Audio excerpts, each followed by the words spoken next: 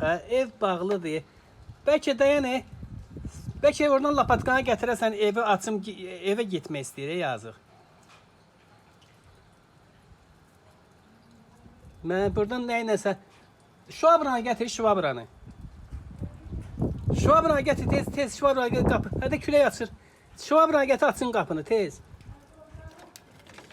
Gətir də, yazıqdır, boğulacaq indi. Tez elə. Boğulur, tez elə. Özü yazıq, özü açacaq hep salıyla.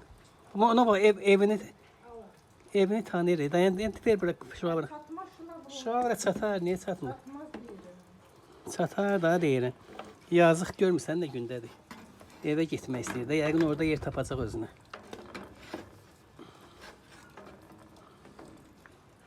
Hə. Getdi, orada yer tapacaq. Ne oldu? Bu.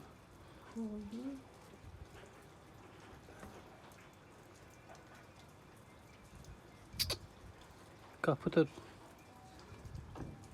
Gitti. yazıq ölür ya, yazıq. Buna baxaydı.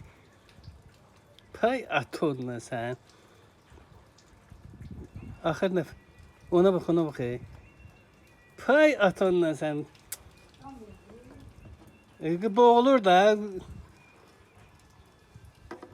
Ha. Yorulub da o şey.